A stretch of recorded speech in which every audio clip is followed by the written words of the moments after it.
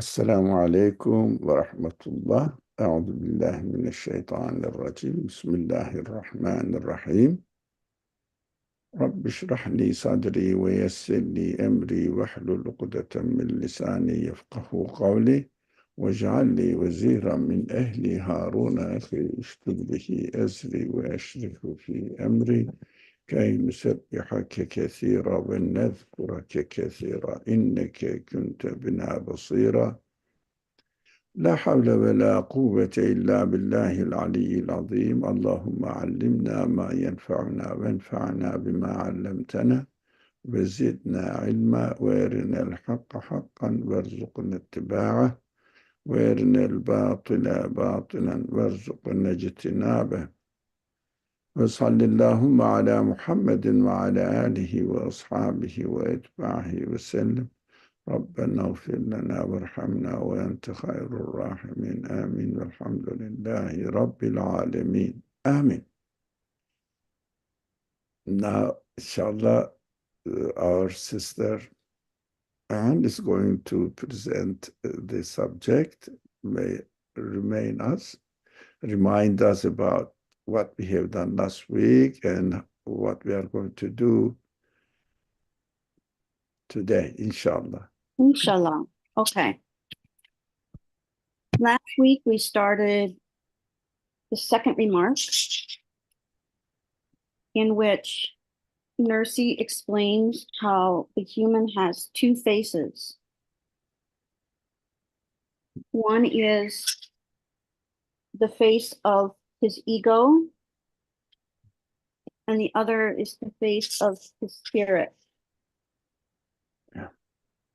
For the ego, as we are familiar with, the focus is on the worldly life.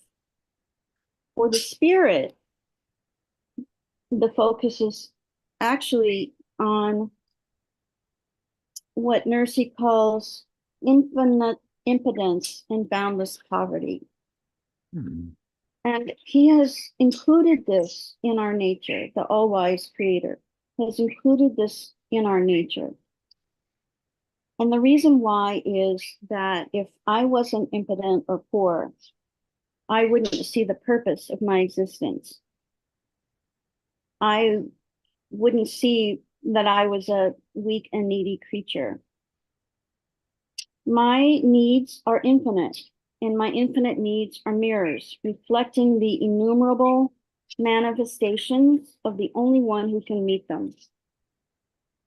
Like the infinite needs of a baby, our brother Ali gave this example, like the infinite needs of a baby are met by the infinite ability of the mother to meet them.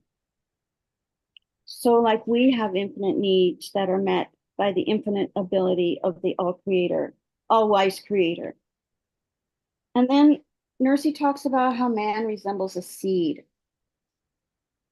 And I'm going to quote from the text. If the seed uses the immaterial members given it in attracting certain harmful substances under the ground, in a short time it will rot and decay. This is an analogy of free will, in which our potential, which is to become a tree, will never be realized.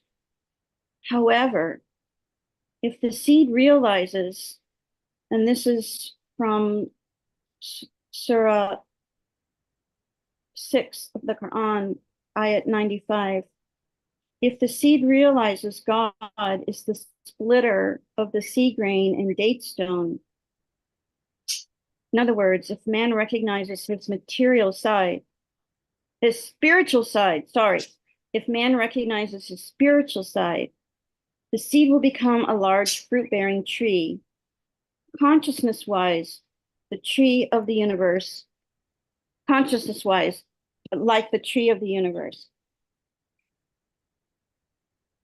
And I actually looked up, just to make sure I understood this, God is the splitter of the seed grain and date stone. I actually looked up what it means. But it means to allow to sprout.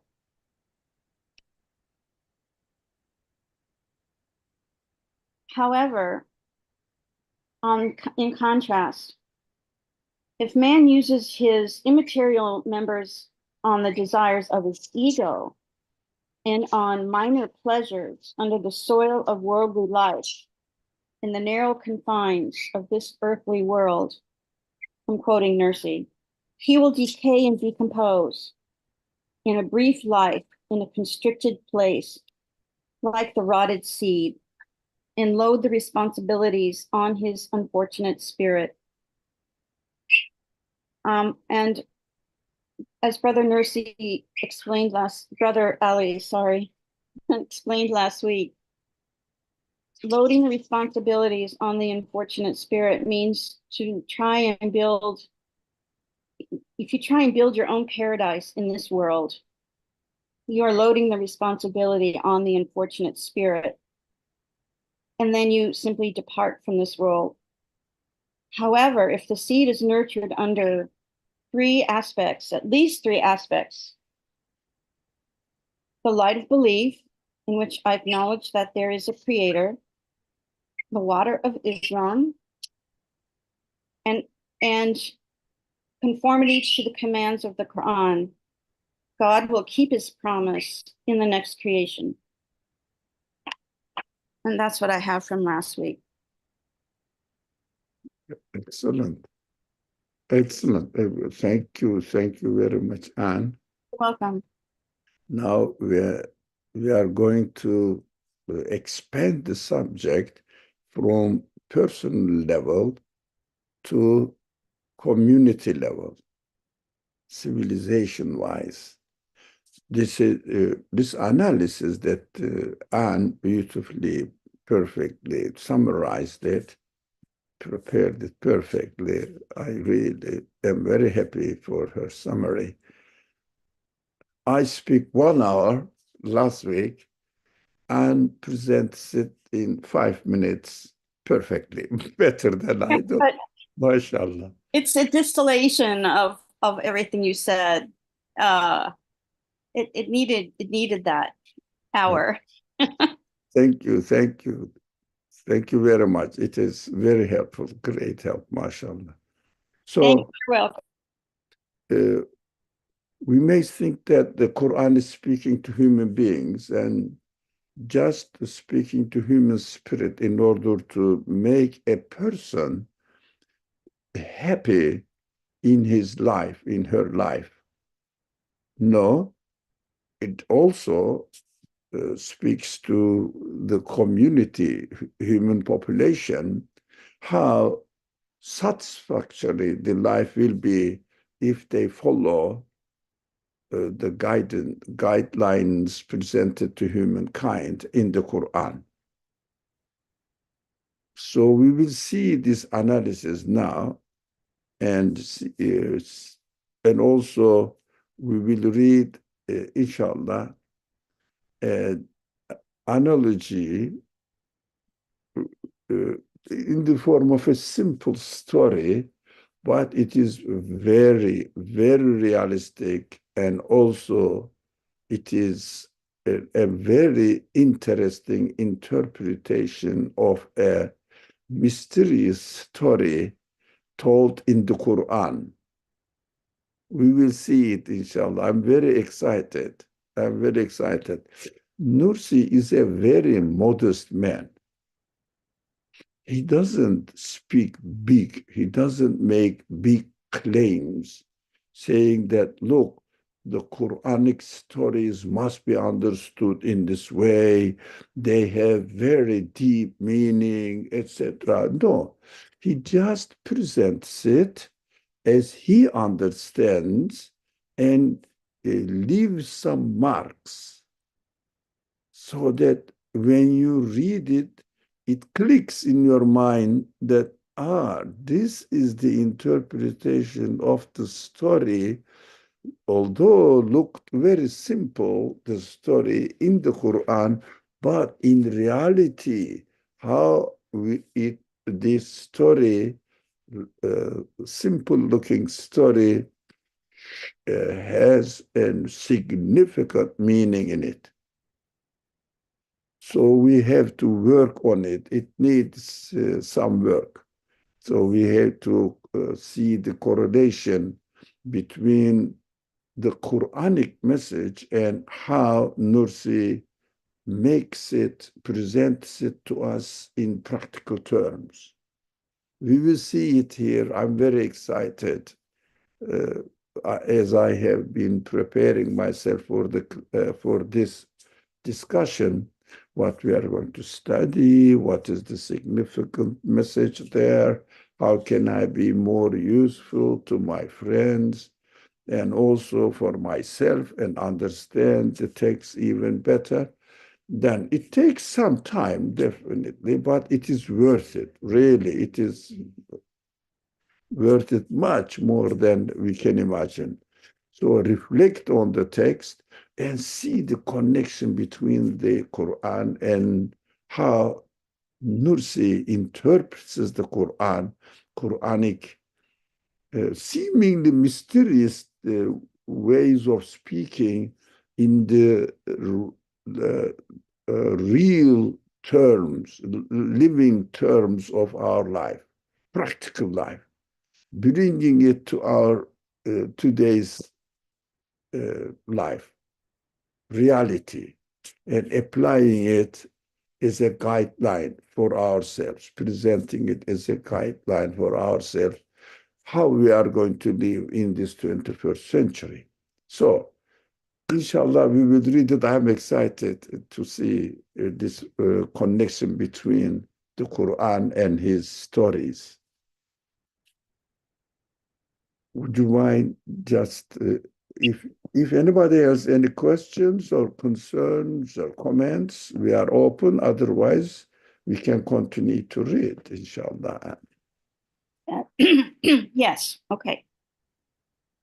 Yes, true progress is to turn the faces of the heart, spirit, intellect, and even the imagination and other subtle faculties given to man towards eternal life, and for each to be occupied with the particular duty of worship worthy of it. Progress is not, as the people of misguidance imagine, to plunge into the life of this world in all its minute details, and in order to taste every sort of pleasure, even the basest, make subject to the evil commanding soul all the subtle faculties and the heart and the intellect, and make them assist it. To do this is not progress, it is decline. Right. So, Do you want me to keep reading? No, no, this is how we should understand. And nowadays, everybody is happy with technological developments, including myself. Now we are benefiting from God's blessings, how He prepared this universe in a perfect way, created it in a perfect way that it gives us the opportunities to have, for example, this discussion while everybody is sitting in their home. So who is not happy with it? But the question is, yes, there's nothing wrong. So if I need to go to somewhere in a very stormy, cold winter days, I can see it in my car and turn the AC, the heater on and comfortably go there. What a blessing. Allah gave us this opportunity, and some people worked on it and found out. And we are using it. But for what purpose we are going to benefit from this progress? In order to fulfill what? Just to have a comfortable travel from one place to another and die away so that my body will not feel cold, or in a very hot day, I will feel cool by turning the AC on in my house, in my car. It's a comfortable life for the bodily comfort. How about my human side? As the text says the heart, spirit, intellect, even the imagination, and other subtle faculties given to man towards the text says eternal life. But we will say permanent satisfaction. Eternal life represents permanent satisfaction. Yes, I may be very comfortable in my home until I die, but I know that I'm going to die. I know that it's a temporary thing, but my heart, my spirit, my intellect, my imagination, that is, I found that this word included here, we say imagination is something useless. It means baseless, speculative things. But the sense of imagination in human beings, I should really make it bold. The others are understood. Heart, spirit, intellect, they are understood. My feelings look forward to receiving, entertaining a permanent satisfaction. That is, everybody feels it. But depending on my attitude now, whether I will say, oh, that is what we feel, but it's not really so. Why? Because we are bodily beings. When my body dies, that's it. I am done. But these feelings cannot be described in terms of matter. How can I reduce myself to body which consists of matter only? But especially the sense of imagination, I can imagine traveling through the stars. I want that.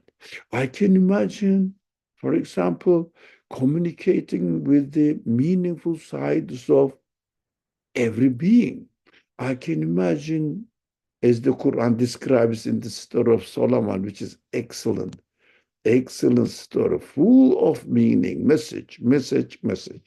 So the Solomon, I can imagine speaking to animal beings, understanding them, talking to them. Can you imagine? We can feel a little bit of the pleasure with those people who keeps some cats or dogs in their home as pets. So they love to communicate with them, although they don't really understand the language they are using, but they feel the expression in their actions. They enjoy it so much that they take care of their life. They feed them, they provide good place for them, serve them, just because of their friendly relationship without even really communicating like human beings communicate with each other. In this story of Solomon told this, he was communicating with the birds and ants and other animals, or also some spiritual beings, jinns, Satan, it means there are some things that we would like to communicate with. We can imagine all this. This sense of imagination is given to us that these are all possible things. But we may not know in this world.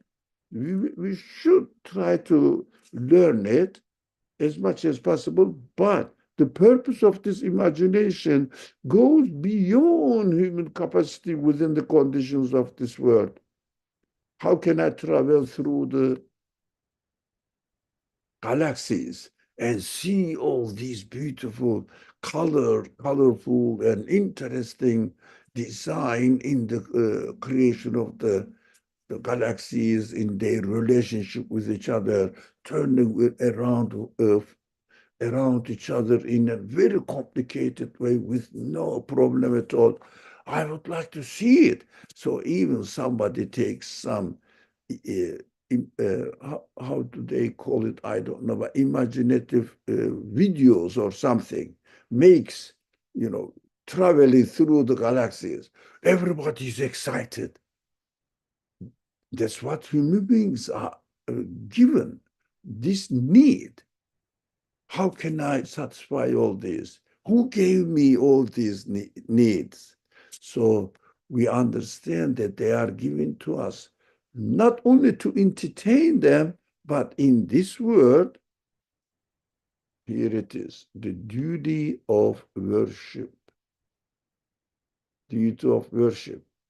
So it means, the one who created me is promising me by giving these senses, these faculties, but not material ones. Material ones, we are experiencing it, but spiritual faculties, all of them given to us in order to understand that our Creator is uh, promising us they will be satisfied because they are dying to get the satisfaction.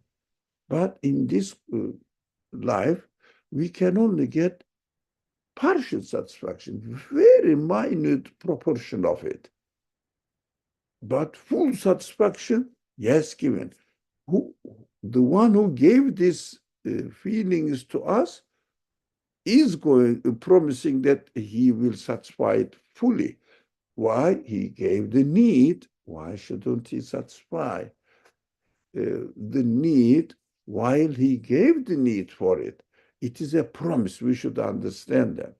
But if we forget about this side of the human beings, what happens? Decline. Human beings reduce themselves to worse than an animal. Animals, the birds, and look at the animals, ants and flies, they are all entertaining their life. But human beings having these feelings, these qualities, spiritual qualities, but not being satisfied. So it will be a very negative attitude towards our reality. So if we reduce human comfort, human satisfaction to bodily satisfaction only, that is not human progress. The real progress will satisfy my spiritual side. So I have written some notes here. So I will just read it, my notes, instead of speaking a lot. Progress may be understood in two ways. One, progress in worldly bodily life. And it's very clear. Two, progress in using human potentials and turning them into capability to get to know the qualities of their creator. He is introducing himself to me through my human potentials. So that is human progress.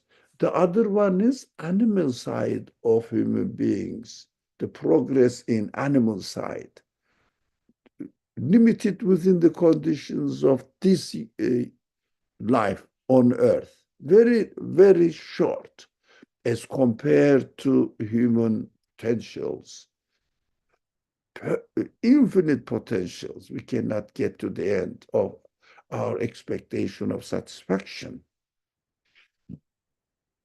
So if we use the gifts like spirit, intellect, as it is listed here, heart, spirit, intellect, even imagination, if we use these gifts like spirit, intellect, freely given to us only to satisfy our bodily needs, instead of getting to know the one who gave them to us, we will reduce humanity to only temporary bodily existence in this world.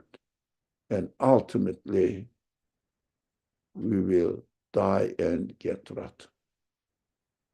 Now, the civilization, the progress in civilization must be based on looking for the ways of satisfying our spiritual needs. Not only our bodily needs as we experience nowadays, unfortunately. Unfortunately, human satisfaction is reduced to human bodily satisfaction in this civilization.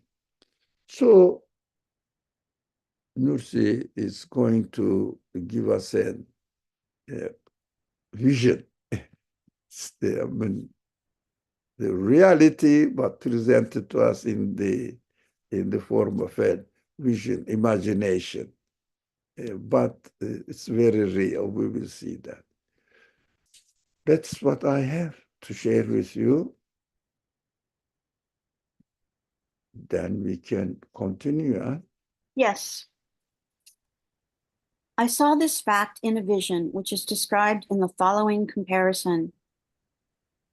I was entering a large town when I looked and saw it was full of large palaces. At the doors of some of these palaces was merrymaking, like a brilliant theater. It captured and held everyone's attention and was entertaining them. I looked carefully and saw that the lord of such a palace had come to the door. He was playing with a dog and assisting in the merrymaking. The ladies were indulging in sweet conversation with ill-mannered youths. Grown-up girls were organizing the children's games. And the doorkeeper had taken the role of directing the others. I then realized that the inside of the huge palace was completely empty. Its refined duties all remained undone. The morals of its inhabitants had declined so that they had taken on these roles at the door. Now, seems to be, would you like to share anything? Anyone?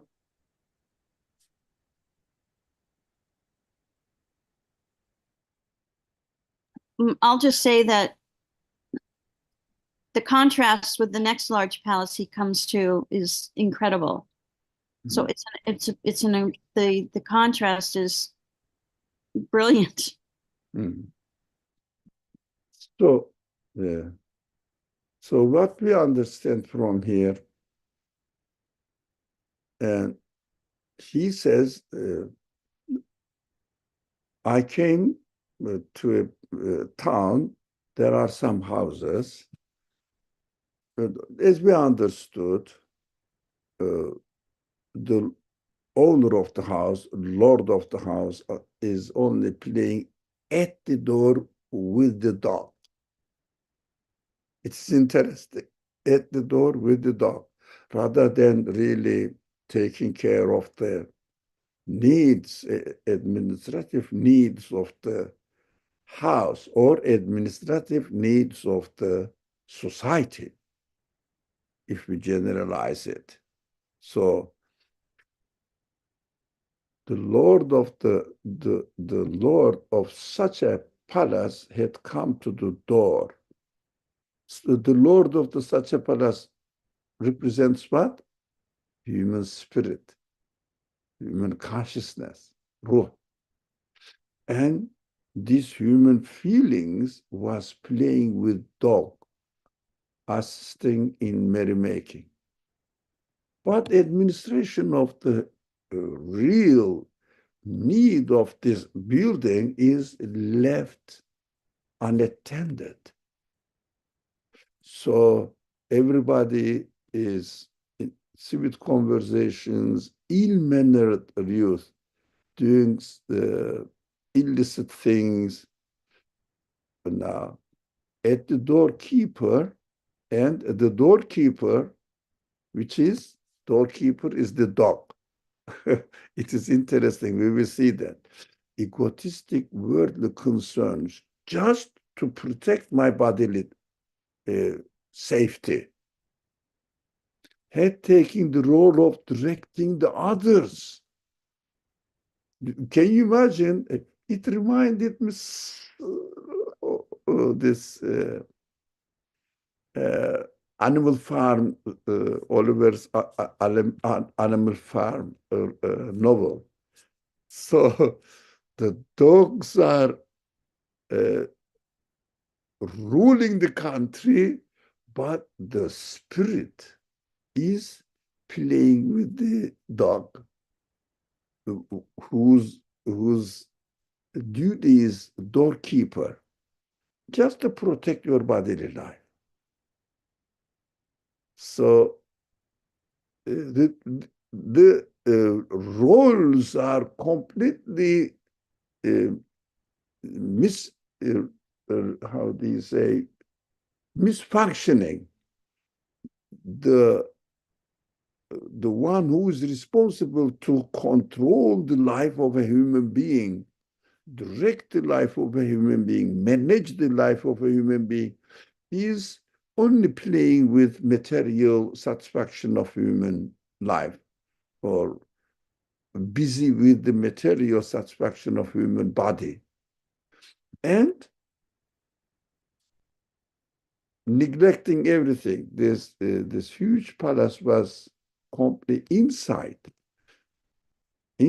of the huge palace was completely empty, which means human feelings, intellect, consciousness, which require permanent satisfaction, and not functioning and not satisfied at all, completely neglected. So all refined duties, all its refined duties all remained undone. The morals of the inhabitants had declined, so that they had taken on these roles at the door. So they left it, and only to protect their bodily life. Everybody is busy with their bodily life. How about their spiritual life? Completely left undone, unattended. Now, that is one side of it. As Anne said, when we see the contrast between this paragraph that we read and the following paragraph, we will understand better, inshallah. So if there Yes, is, I'll continue.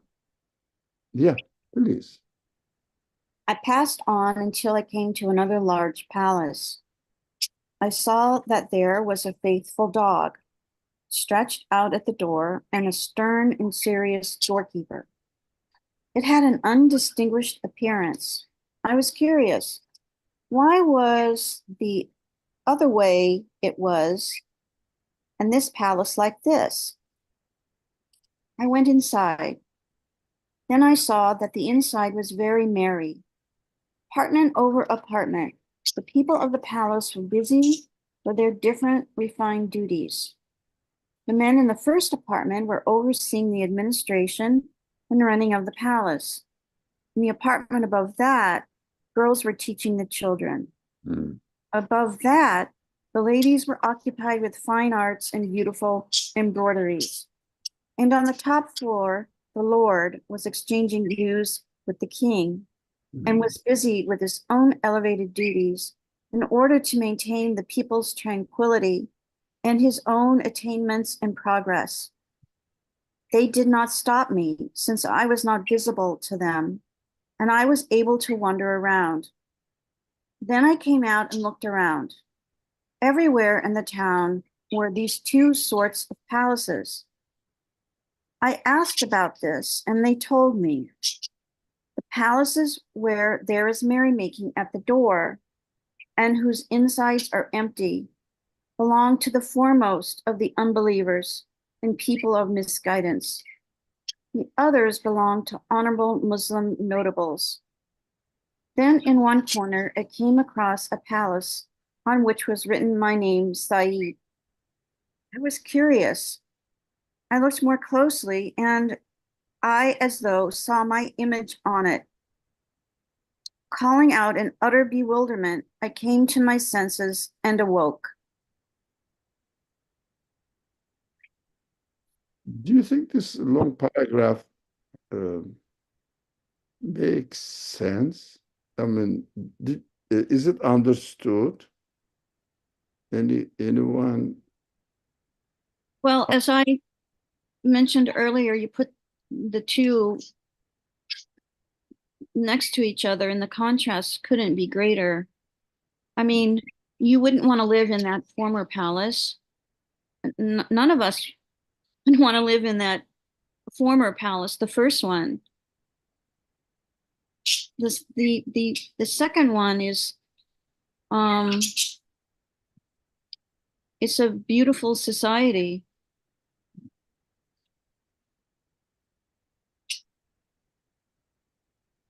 So they are giving priority to the satisfaction of our spiritual needs.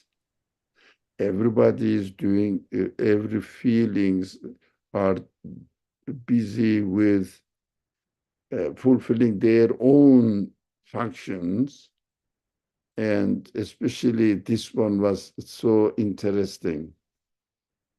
And on the top floor, the Lord, I mean, spiritual side of human beings was exchanging news with the king, the Lord of the universe.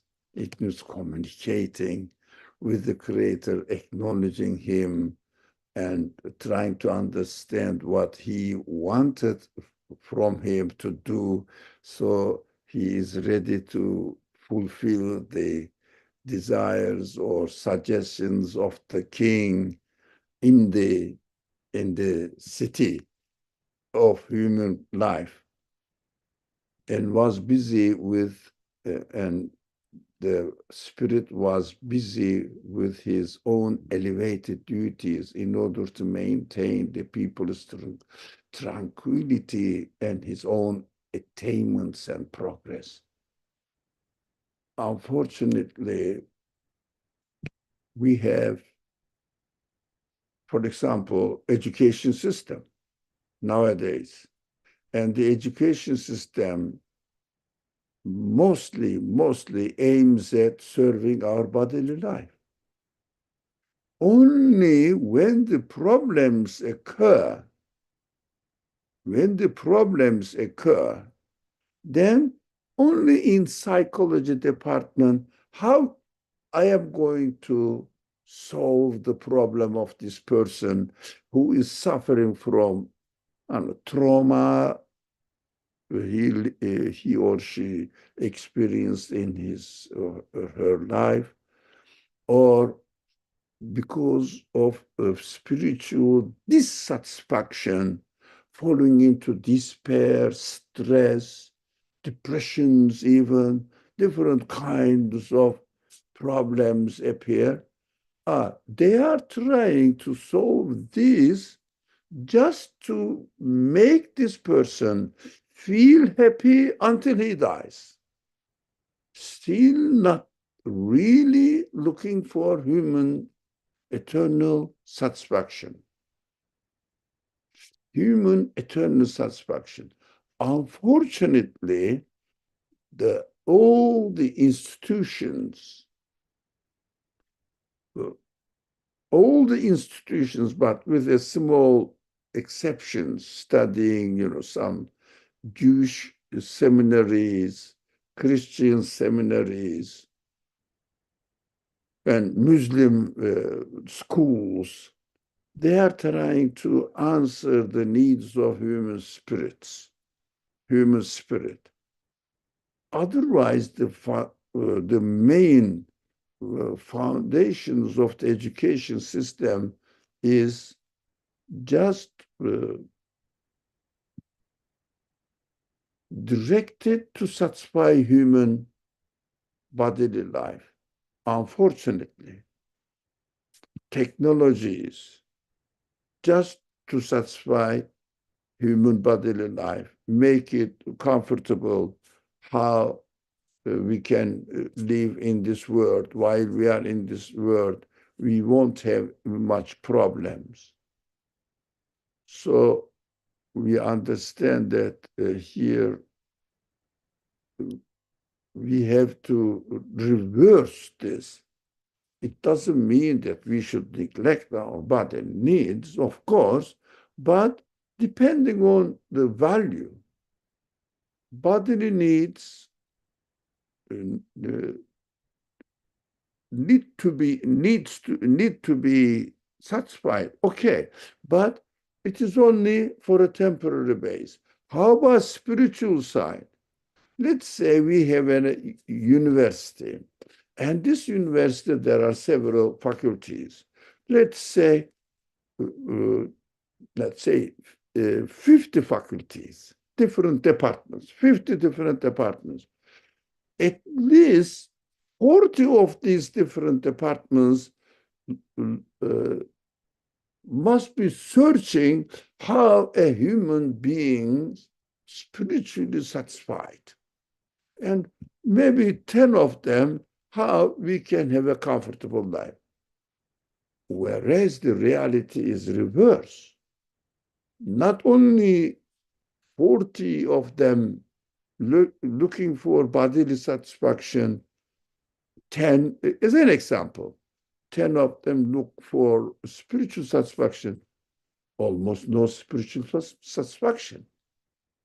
Those people who look for spiritual satisfaction, they have their private institutions. These are private uh, entrepreneurship or private activities, not the main structure of the states nowadays. There is no such thing. That is why it is very sad that we ignore human reality in this world. So here we will pay special attention this. I saw that there was a faithful dog stretched out at the door. Be careful with the words. Stretched out at the door, and a stern and serious doorkeeper. So this dog's ability to distinguish what's right, what's wrong, it means what's harmful for my spiritual side, what is useful for my spiritual sides. The dog is there waiting. If something is useful for the spiritual side, inside my human being, human side, spiritual side of human beings, he says, go, let go. It is the God. And if something is harmful to my spiritual side, says, no, you cannot come. Stern looking, serious dog. Keep this one. Keep this one in mind. This example is in mind. Very interesting. Now, I'm just keeping you in suspension. What am I going to do? And with this, so before the time is up, let's complete this. I am excited. I am excited. The combination with these descriptions that we have been studying and the Quran, Quranic message. So we can continue if there is no more comment. Okay. And now I shall interpret this vision for you. May God cause good to come of it. Yeah. Town was human social life, and the city of man's civilization. Mm-hmm. Each of the palaces was a human being. The people of the palaces were the subtle faculties in man, like the eyes, ears, heart, inner heart, spirit, intellect, and things like the soul and caprice and powers of lust and anger. Each of man's faculties has a different duty of worship and different pleasures and pains. The soul and caprice and powers of lust and anger are like the doorkeeper and the dog. Thus, to make the elevated, subtle faculties subject to the ego and caprice and make them forget their fundamental duties is certainly decline and not progress. You can interpret the rest for yourself. Now, this is, yeah, I would like to hear your comments first.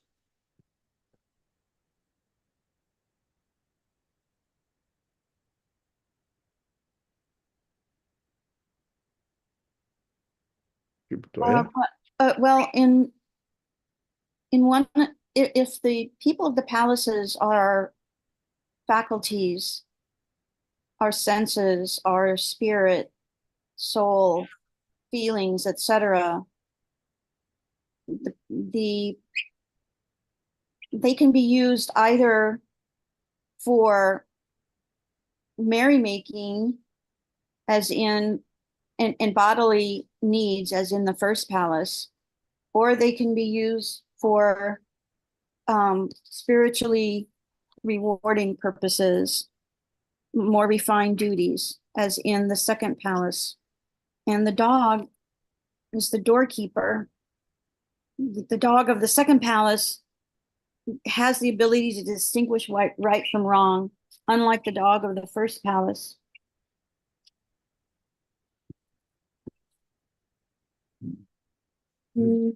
Dog is the king is playing with the dog. So the dog can't carry out its duties of distinguishing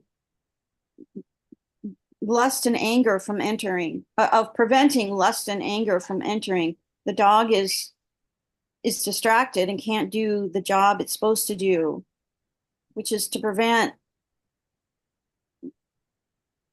caprice and lust and anger from entering the palace, entering the human being, or taking over the human being's soul. Yeah. Excellent. Yeah, I think it is easy to understand now. Now, if there is no more comment from you, Kim Toya is waiting. Shall we? I interpret this as, the lesson to learn is that we have to be proactive in maintaining our spiritual side, that we can't be lazy about it, so that we don't allow the ego and lust to have a bigger part than it should. And if we're proactive and we're protective like the dog in the second palace, then that will serve our spiritual side better. Excellent. Yeah, that is the message. Thank you. You got it. And thank you for sharing. Thank you. So I have my surprise here. You must have heard, it is very famous, not only among Muslims, also among Jewish and therefore Christian culture, the story of cave, the people of cave. Have we all heard the story, people of cave? Those among us who have come from Christian background, especially? No, I'm not aware of that story. I'm not either. No. Story of cave is also shared in Jewish Torah tradition. There were some young people, and they believed in Jesus. And in the Quran also, it is approved that, yes, they were the followers of Jesus' teachings. Of course, Jesus was a prophet. So delivering the message or employed to deliver the message to the people.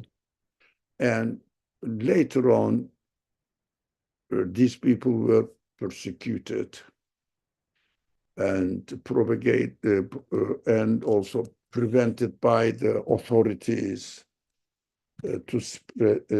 from spreading the message to others, even the practicing them.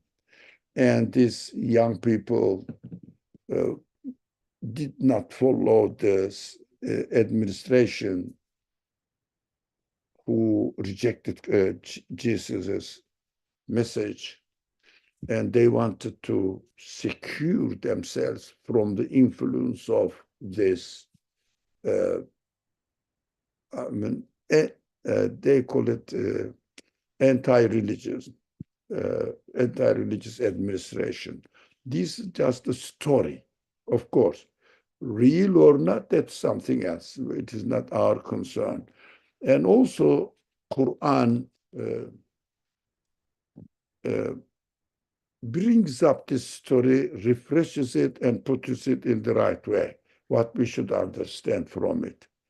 It is very figurative, very colorful description of these people who took refuge into a cave, separated in order to protect themselves from the influence of the civilization nowadays dominant in their life.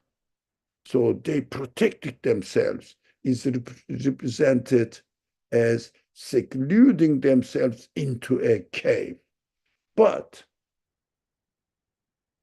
we have to protect ourselves and from the influence of the outside civilization. As Kim Toyat shared beautifully, we have to be proactive to protect ourselves. And if we can do something that we are allowed to do, we have to do something. We have to be active. We have to pick up the responsibility. For example, if you can do something for the benefit of your neighbor, even the material benefit, you would like to do it. How about the spiritual needs of the people? Definitely we have to struggle. That is what the Prophet Muhammad says. Do you think that we can enter paradise without struggling jihad?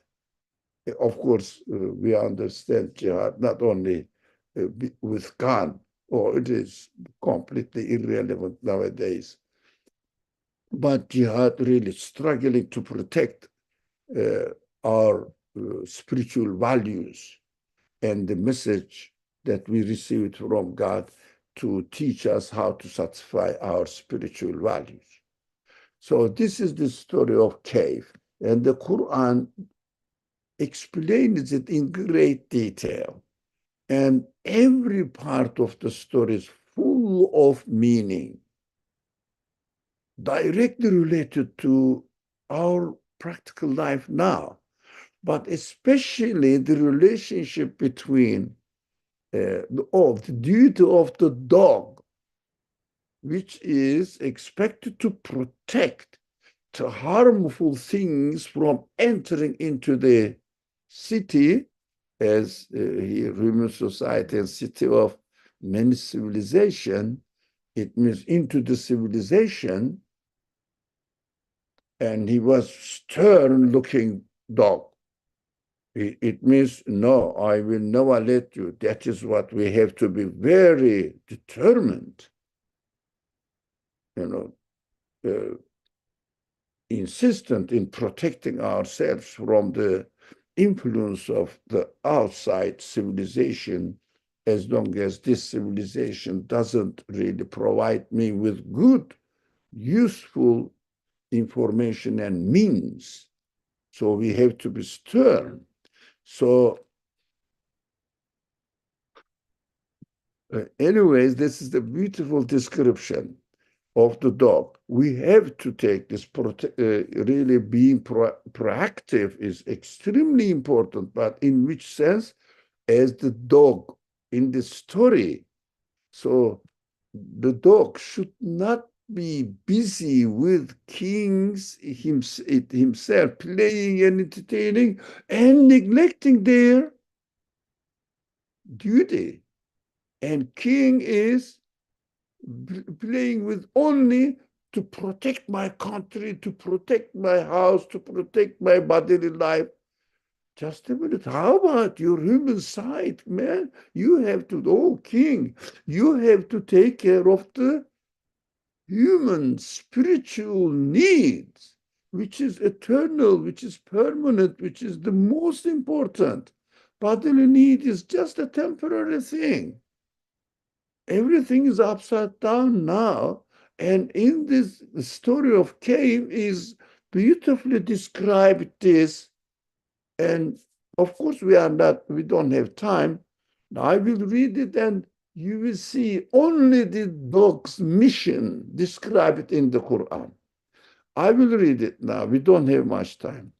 We may notice in the story of the young people who were in the cave, which is called Ashabul Cave in the Quranic language. They also had a dog, which is described in the same way. Bismillahir Rahmanir Rahim. وَكَلْبُهُمْ بَاسِطٌ ذِرَاعَيْهِ بِالْوَصِيدِ الَّذِي اطَّلَعَتْ عَلَيْهِمْ لَوَلَّيْتُ مِنْهُمْ فِرَارًا وَلَمُلِئْتَ مِنْهُمْ رُعْبًا. The translation explains everything. With their dogs stretching out its forelegs at the entrance. Yes? Now we will understand that this cave described in the Quran, as the text says, the town was the human social life and the city of man's civilization. You see the correlation, inshallah.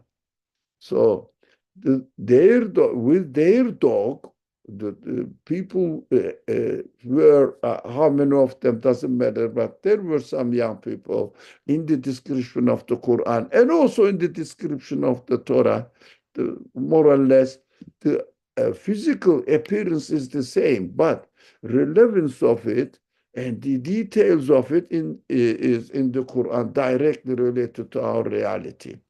So with their dog stretching out its forelegs at the entrance, if they had seen them, the others coming and influencing you with their wrong ideologies, with their wrong suggestions or styles of life, ideas. So if you had seen them, you would have turned and run away, filled with the fear of them, fear of the dogs. So the dog is there to to prevent the harmful influence of other ideologies, worldly, materialistic, naturalistic ideologies, entering into the civilization, entering into my mind, and really occupying my spiritual values, keeping me busy with them. So we have to have our guard. If you don't want to have the influence of something on you, I think in English it is called, he took his guard on him. He's not really letting you speak or communicating with you. Now the dog is the guard of human side. Dog is the guard of the believers' society. So we have to have the dog in order to protect from the influence of materialistic ideologies, worldly concerns occupying my whole life, and my spirit and my potentials will be left alone.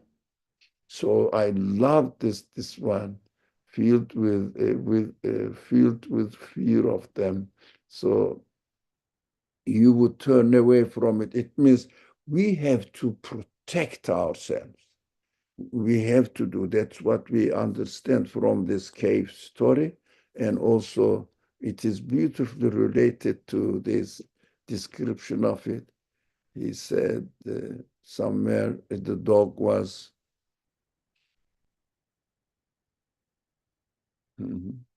So here, so this one.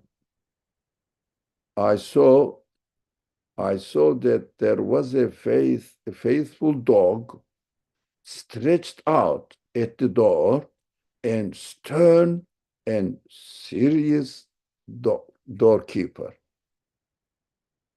Exactly the description of the dog for the people of cave. It means we have to have in our mind that while I'm reading the cave story, I am not reading the story of 4, 5, 6, 7, whatever the number of youth. No, I am reading the story of the Muslim believers' civilization. And we have to have our dog at the door, stretched out, stern-looking dogs. No, I wouldn't let you mischief me, cheat me. I think this age, we needed fashion, propaganda, advertisements, social media bombarding. We have to take our guard. We have to be very careful.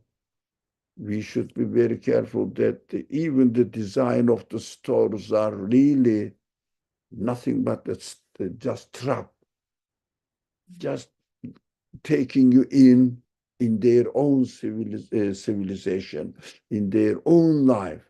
Everything is designed accordingly. So we have to have a stern attitude towards them.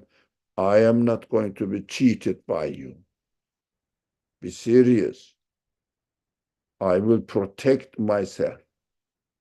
But if there was a society, believer society, this believer society will have their own dogs, guards. It means some people employed. What's wrong? What's right? We have to let the right ones in, wrong ones out. So we have to protect.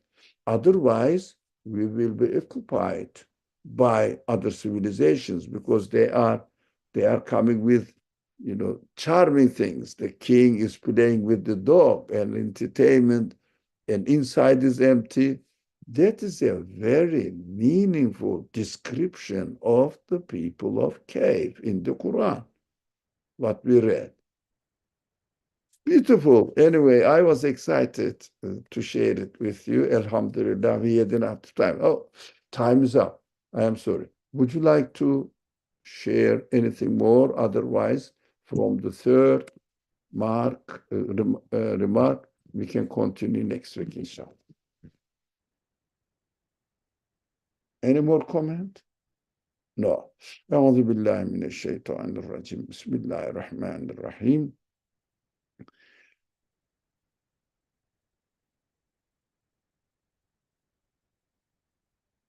سبحان ربك رب العزة عما يصفون وسلام على المرسلين والحمد لله رب العالمين بحرمة سر سورة الفاتحة.